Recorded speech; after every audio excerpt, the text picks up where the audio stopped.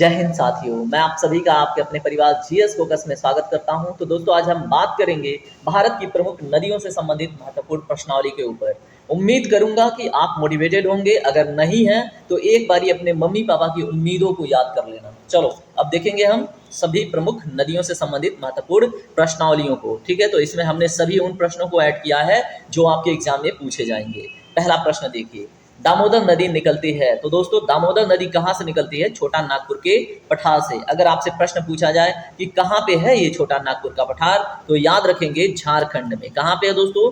झारखंड में। ठीक है। अगर आपसे प्रश्न पूछा जाए कि निम्नलिखित में से कौन सी नदी है जो जैव मरुस्थल का उदाहरण है? क्या है दोस्तों? जैव मरुस्थल। ठीक है, जैव मरुस्थल क्या होता है उसे भी समझेंगे। ठीक है, तो आप याद रखेंगे दामोदर नदी को जैव मरुस्थल का दर्जा दिया गया है। अभी होता क्या है समझिए। होता क्या है, जैसे मान लीजिए कोई नदी है या कोई तालाब है, अगर उसमें ऑक्सीजन, ठीक है, ऑक्सीजन की मात्रा घट जाती है, यानी कि इसमें खूब सारा कचरा फेंक दोगे तो उसको डाइजेस्ट करने में ऑक्सीजन खपत हो जाता है। ठीक है, तो अब उसमें जो जीव हैं वो नहीं पनप पाते। ठीक है, जब जीव नहीं पनपते हैं तो वो मरुस्थल हो गया, इसलिए उसको जैव मरुस्थल बोलते हैं। और इसको सिंपली याद रखिएगा, जब जिस जल का या जिस नदी का या जिस सरोवर का बीओडी बढ़ जाए उसको हम क्या बोल देंगे? जैव मरुस्थल बोल देंगे, या तो प्रदूषित बोल देंगे। ठीक है, इतनी बात याद रखिएगा। अब देखिए, आपके नदी के साथ इन्वायरमेंट का भी क्वेश्चन हो गया। प्रश्न नंबर 2 देखिए, मानस किस नदी का उपनदी है? तो मेरे दोस्तों, इसका right answer option number D. Comment में आप जवाब देते रहेंगे अगर आप एक जुझारू स्टूडेंट हैं तो इसमें राइट आंसर है ब्रह्मपुत्र। मानस नदी के ऊपर कौन सा नेशनल पार्क है दोस्तों? तो याद रखेंगे मानस नेशनल पार्क। ठीक है, मानस नेशनल पार्क कहाँ पे है दोस्तों? अगर आपसे प्रश्न पूछा जाए तो असम में। तो मानस नेशनल पार्क कहाँ पे है?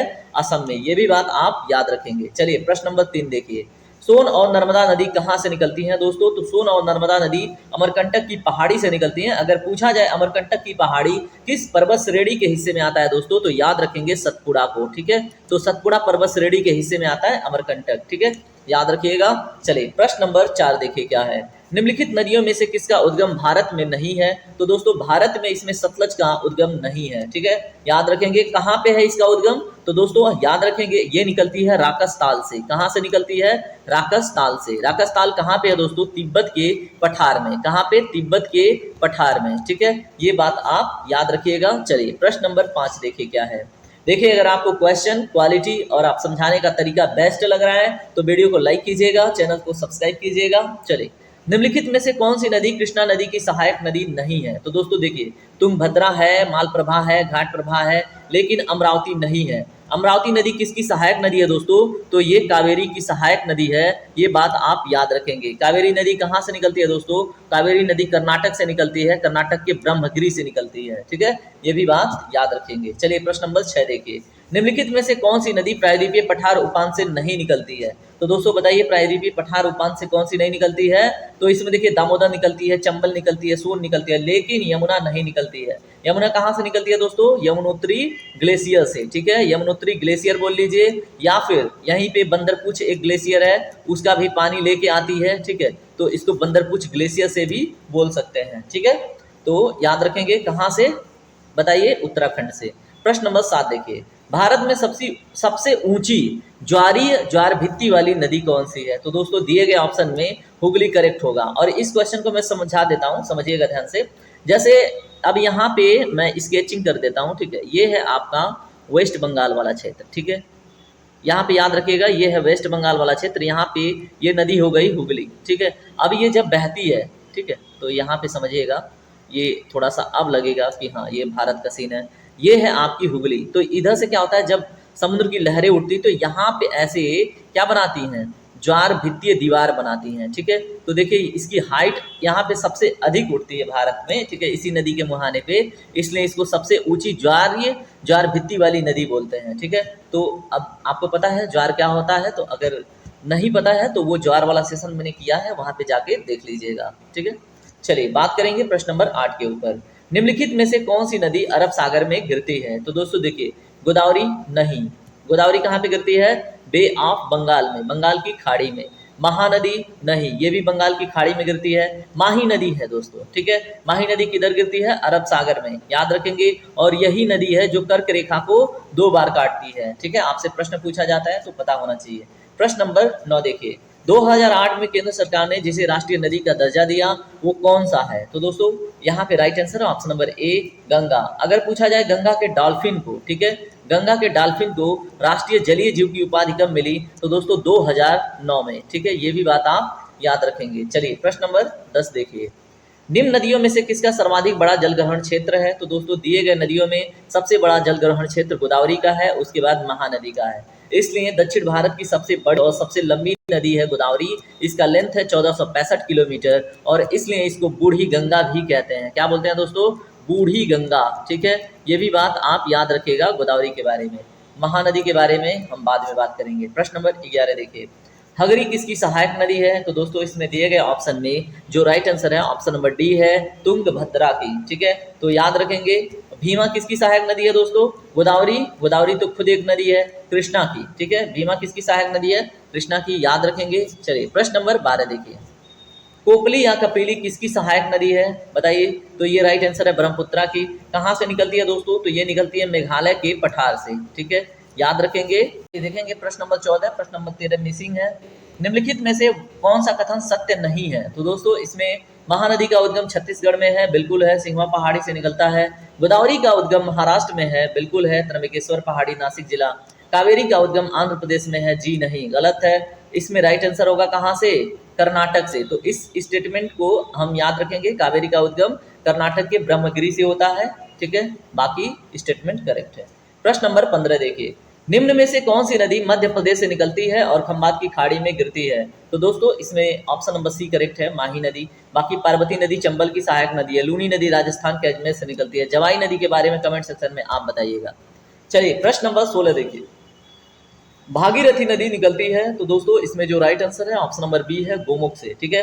गंगोत्री ग्लेशियर पिघलता है और गोमुख ताल में इकट्ठा होता है और यहाँ से निकलती है भागीरथी, ठीक है। तो इस बात को आप याद रखेंगे, एग्जाम में अगर गोमुख नहीं है तो गंगोत्री को ट्रिक कर लीजिएगा। चलिए प्रश्न नंबर 17 देखिए क्या है, निम्नलिखित में से भारत में तलछट को परिवाहित करने वाली प्रमुख नदी कौन सी है? तो दोस्तों ब्रह्मपुत्रा, ठीक है। तलछट को प्रवाहित करने का क्या अर्थ है? जैसे मान लीजिए ब्रह्मपुत्रा आज यहाँ बह रही है लेकिन कल को ये यहाँ पे बह रही होगी, ठीक है। इसलिए ये क्या करती है? तलछट को भी परिवाहित करके लेके बहती है, ठीक है, और बाढ़ लाती रहती है, इसलिए ब्रह्मपुत्रा को असम की शोक भी कहते हैं, ठीक है। ये भी बात आप याद रखेंगे। चलिए प्रश्न नंबर 18 देखिए क्या है, सिंधु नदी की एक सहायक नदी जो हिमाचल प्रदेश से होकर बहती है वो है? तो देखिए यहाँ पे थोड़ा सा तकनीकी प्रश्न है, ठीक है। हिमाचल प्रदेश से होकर बहती है, देखिए हुंजा नहीं है, सतलज राइट आंसर है ऑप्शन नंबर बी। सतलज निकलती कहाँ से? तिब्बत के पठार से, लेकिन ये हिमाचल प्रदेश से होकर बहती है और पंजाब में जाती है हिमाचल प्रदेश से और आके चिनाब से मिलके सिंधु में मिल जाती है, ठीक है। तो इस तरह के भी प्रश्न आपसे पूछे जाते हैं। प्रश्न नंबर 19 देखिए, चंबल नदी किन राज्यों से होकर बहती है? तो दोस्तों चंबल नदी कहाँ से बहती है बताइए। देखिए उत्तर प्रदेश, मध्य प्रदेश, राजस्थान, तीन ऑप्शन है। उसके बाद मध्य प्रदेश, गुजरात, उत्तर प्रदेश, उसके बाद राजस्थान, मध्य प्रदेश, बिहार, गुजरात, मध्य प्रदेश, छत्तीसगढ़। तो दोस्तों यहाँ पे देखिए ये निकलती कहाँ से? मध्य प्रदेश से, फिर जाती कहाँ पे? राजस्थान में, फिर आती कहाँ पे? उत्तर प्रदेश में। तो ऑप्शन नंबर ए करेक्ट हो जाएगा, ठीक है। चलिए प्रश्न नंबर 20 देखिए, गंगा एवं ब्रह्मपुत्र की संयुक्त जलधारा किस नाम से जानी जाती है? तो दोस्तों गंगा और ब्रह्मपुत्रा जब मिलती हैं तो वो मेघना के नाम से जानी जाती है और मेघना अंततः जाके कहाँ पे गिरती है? बे ऑफ बंगाल में, ठीक है। और यही नदी क्या बनाती है? सुंदरवन डेल्टा, ठीक है। तो ये भी आप याद रखेंगे, जो दुनिया का सबसे बड़ा डेल्टा है। चलिए प्रश्न नंबर 21 देखिए क्या है, गंगा और ब्रह्मपुत्रा नदियों का उद्गम स्थान क्रम से स्थित है? तो बताइए गंगा कहाँ से निकलती है और ब्रह्मपुत्र कहाँ से निकलता है? तो दोस्तों इसमें जो राइट आंसर है वो है आपका ऑप्शन नंबर डी, उत्तराखंड और तिब्बत में, ठीक है। तो गंगा कहाँ से निकलती है? उत्तराखंड से, और ब्रह्मपुत्रा कहाँ से निकलती है? तिब्बत से। और ब्रह्मपुत्रा को तिब्बत में किस नाम से जानते हैं दोस्तों? सांगपो के नाम से। किस नाम से? सांगपो के नाम से, ठीक है। गंगा को दोस्तों बांग्लादेश में किस नाम से जानते हैं? पद्मा के नाम से, याद रखिएगा। चलिए बात करेंगे प्रश्न नंबर 22 पे, तिब्बत में बहने वाली नदी सांगपो निम्नलिखित में से किससे होकर भारत में प्रवेश करती है? बात हो रही है ब्रह्मपुत्रा की ही, ठीक है। तो सांगपो अरुणाचल प्रदेश से होकर भारत में प्रवेश करती है और अरुणाचल प्रदेश में इसको हम दिहांग के नाम से जानते हैं। किस नाम से जानते हैं? दिहांग के नाम से जानते हैं। और इसका नाम ब्रह्मपुत्रा कहाँ पे पड़ता है दोस्तों? इसका नाम ब्रह्मपुत्रा पड़ता है असम में, ठीक है। ये भी बात आप याद रखेंगे, दिहांग को ही जाके हम असम में ब्रह्मपुत्रा बोलते हैं। वही ब्रह्मपुत्रा जब बांग्लादेश में आ जाती है तो उसी को हम जमुना बोलते हैं, ठीक है। इतनी बात आप याद रखेंगे। चलिए प्रश्न नंबर 23 देखिए, वे दो प्रमुख नदियां कौन सी हैं जो अमरकंटक पठार से निकलती हैं परंतु वे अलग अलग दिशाओं में बहती हैं? तो मेरे मित्रों उसका सही जवाब होगा ऑप्शन नंबर सी, नर्मदा और सोन। ठीक है, तो याद रखेंगे आप। चलिए प्रश्न नंबर 24 देखिए, निम्नलिखित में से कौन सी नदी एस्चुरी नहीं बनाती है? एस्चुरी का मतलब है दोस्तों ज्वार नदमुख। ठीक है, और ये मैं आप लोगों को समझा चुका हूँ, ज्वार नदमुख। ठीक है, तो याद रखिएगा ज्वार नदमुख। ठीक है, तो कौन सी नदी नहीं बनाती है? तो दोस्तों यहाँ पे नर्मदा बनाती है, तापी भी बनाती है, मांडवी भी बनाती है, लेकिन महानदी नहीं बनाती है। महानदी क्या बनाती है? डेल्टा बनाती है। ठीक है, तो ऑप्शन नंबर डी इसका करेक्ट होगा। चलिए प्रश्न नंबर 25 देखिए, और ये आज का लास्ट क्वेश्चन है। क्षिप्रा नदी निम्नलिखित में से किसकी सहायक नदी है? मेरे दोस्तों इसमें जो राइट आंसर है वो है ऑप्शन नंबर बी, चंबल की सहायक नदी है। और क्षिप्रा नदी पर ही है दोस्तों क्या लगता है? महाकुंभ लगता है, महाकुंभ। ठीक है, क्षिप्रा नदी पर, तो ये भी याद रखिएगा।